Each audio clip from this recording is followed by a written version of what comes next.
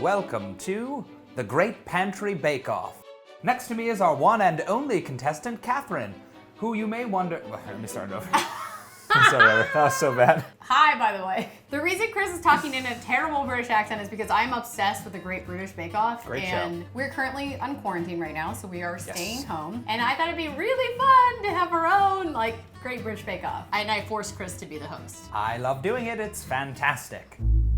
I have selected 4 items from our pantry that you're going to have to use in a dessert recipe of your choosing. They are coffee creamer, box of pudding, jar of raspberry jam, and a can of peaches. So I just have to use these, but I can use anything else in the pantry, please? Yes. Okay, thank you. Yes. Let's just say I'm putting you to the test. God. Okay, I've thought about it a lot, and when I say a lot, I mean like 5 minutes. I'm gonna be making a peach pudding raspberry tart with raspberry meringues on top. I thought an easy shortbread cookie crust would be super delicious with the pudding. So first, we'll add 1 cup of flour, a 1/4 cup of sugar, and a 1/4 teaspoon salt. Mix those together, and then I've melted a stick of butter. So you'll just add that to your bowl and then mix it all together. This is gonna be delicious.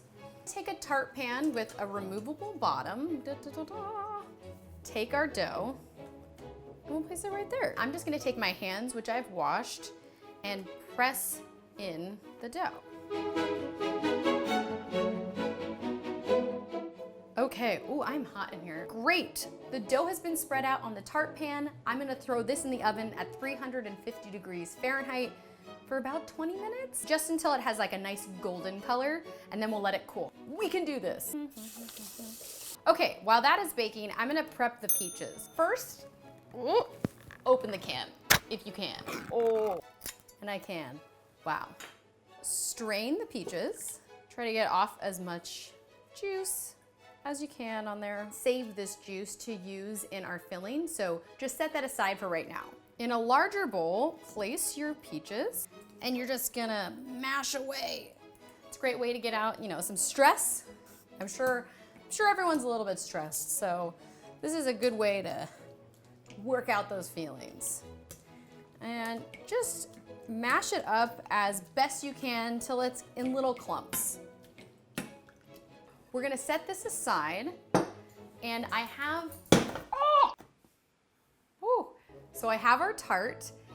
This has cooled to the touch, and we have that nice golden brown, not too dark. Next step, I've measured out about a 1/2 cup of this jam. So just spread that out along the bottom, nice and even.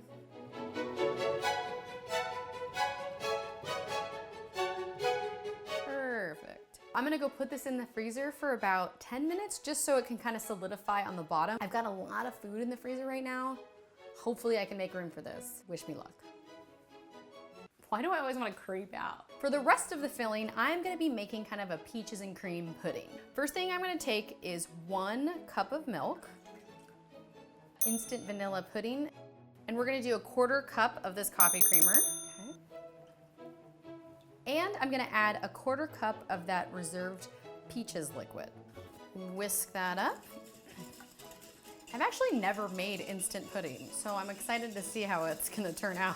Now I'm gonna add in our peach puree. And we'll just fold that into the pudding. So this is super liquidy, which I don't think is right. Is this not? Nope, because this is not instant pudding. And you gotta do this on the stove so it thickens up. Let's go to the stovetop. Magic! I've been home way too long. I'm gonna put this guy in a medium saucepan. I'm gonna heat this over medium-high heat until it comes to a boil. That will make it pudding. Oh man. Waiting for this pudding to boil. This just in, the pudding is at a boil. I'm gonna stir him up, remove him from the heat, and we're gonna let that cool. And as the box says, it'll thicken as it cools. Okay, our pudding has cooled, our raspberry jam has set. So I am just gonna take this pudding and put it across the top. Take a knife to make sure it's nice and smooth. After that, I'm gonna cover with plastic wrap right on top of it actually. You're just gonna let that lay flat on top. Place this in the freezer for about 2 hours. It's 5 o'clock, so I do not have a lot of time till sundown. So for my final element, I'm gonna be making raspberry meringue cookies. Meringue is one of those kind of tricky things. A lot of things can go wrong with it, even though there's very few ingredients. So tip 1 when it comes to making meringues is you wanna have a clean bowl with no water, so make sure it's super dry. First, add 2 egg whites. You also wanna be sure there's no egg yolks in your egg whites. Next, I'm gonna use a little bit of cream of tartar. This is gonna help stabilize my eggs and make it a little bit more foolproof. Add a 1/4 teaspoon of the cream of tartar. Then on a low speed, we're gonna whip these eggs up until they become foamy. Okay, now that that's nice and foamy, I'm gonna whip this at a high speed until we get soft peaks. Gradually mix in a 1/2 cup of granulated sugar. Start at a low speed and just do about a couple tablespoons at a time.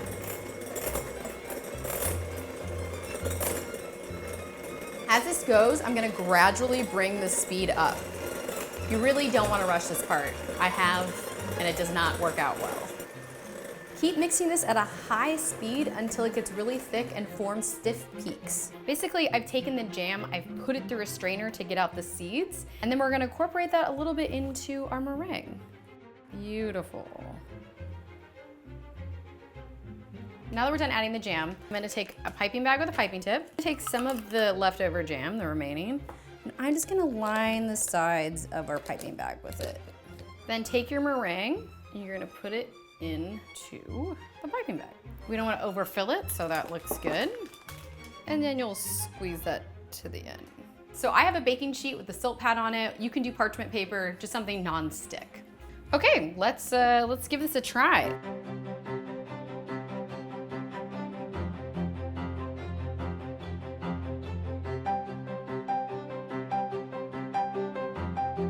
We're done with these guys. They definitely kind of have an ombre effect. Some have a lot of jam and then it gets a lot lighter. I think these look pretty cute. I'm gonna put them in the oven at 200 degrees Fahrenheit and bake them for about an hour or until they're easy to kind of pick up off the baking pan. Okay, our meringues are out of the oven and I've let them cool. I also found in the back of the freezer some raspberries I had frozen a while ago, so I'm gonna use those too. I'm just gonna place them kind of like in a crescent shape around the top of the tart. A nifty trick to get your tart out of your tart pan. You can take a can, place it on your table, and you take your tart very carefully, and you set it down, and then voila!